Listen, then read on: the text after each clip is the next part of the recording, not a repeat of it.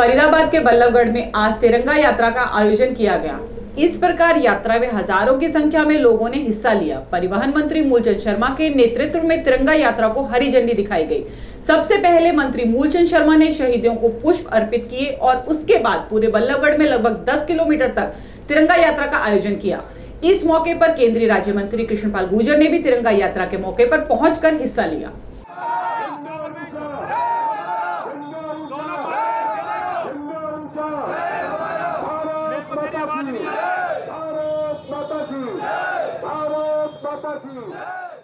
हजारों की संख्या में दिखाई दे रही यह भीड़ बल्लभगढ़ की है, जहां राष्ट्र के नाम तिरंगा यात्रा का आयोजन किया गया। परिवहन मंत्री मूलचंद शर्मा के नेतृत्व में बल्लभगढ़ में करीब 10 किलोमीटर की तिरंगा यात्रा निकाली गई। इस मौके पर भाजपा के तमाम कार्यकर्ता मौजूद रहे, तो वहीं केंद्रीय राज्य मंत्री कृष्णपाल गुर्जर ने तिरंगा यात्रा में पहुंचकर अपनी उपस्थिति दर्ज कराई।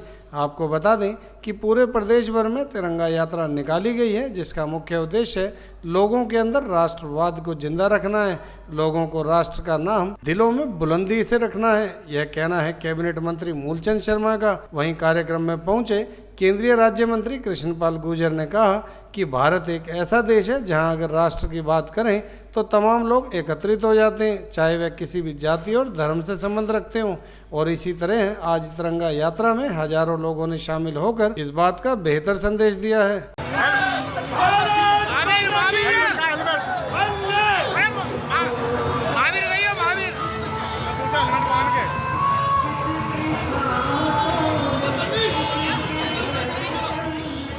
जिन्होंने देश के लिए बलिदान दिया, उन शहीदों के नाम पूरे देश में भारतीय जनता पार्टी और युवा मोर्चा मिलकर ये तिरंगा यात्रा निकाल रहे हैं। अपने शहीदों को याद करना उनके लिए सबसे बड़ी मैं समझूं श्रद्धांजलि है।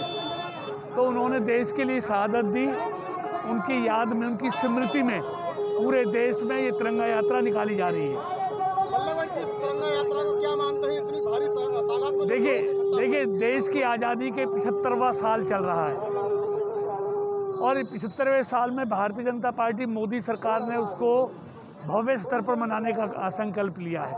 तो अनेक तरह देशभक्ति के कार्यक्रम चलेंगे इस पूरे साल और इस 75वें आज़ादी के 75वें साल को पूरे देश में धूमधाम से मनाया जाएगा और आज़ादी के लिए जिन लोगों ने कुर्बानी दी उन लोगों को याद किया जाएगा। मंत्री जी, खोरी गांव में तो तोड़फोड़ हो गई है, अब आगे क्या तैयारी है? शिक्षण संस्थान देखिए ये सब सुप्रीम कोर्ट का मामला है और सुप्रीम कोर्ट के आदेश पर सब हो रहा है, उसमें कोई कुछ नहीं कर सकता। सुप्रीम कोर्ट ने तो कह दिया कि इनको सबको धराशायी किया जाएगा।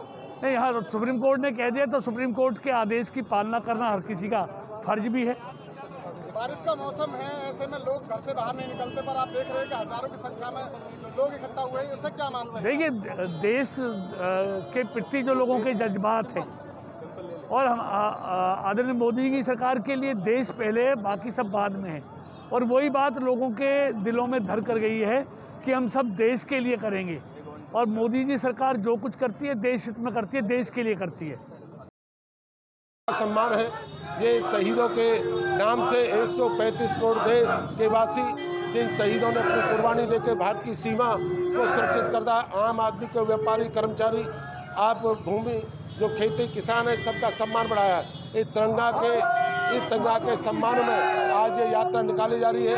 पूरे हरियाणा में 1 से 15 तक ये यात्रा रहेगी और आज बारिश 6 घंटे से बारिश लगातार है। उस बारिश के मौसम में हजारों मोटरसाइकिल, हजारों कार्यकर्ता एक लाइन में लगे हुए हैं और एक यात्रा झंडा को लेकर भारत माँ के जयकार लगा के ये भारतीय जनता पार्टी के तमाम लोग भारत माँ की जय कर रहे हैं। कितने कार्यकर्ताओं ने इसमें हिस्सा लिया है, कितने लोगों ने हिस्सा लिया है?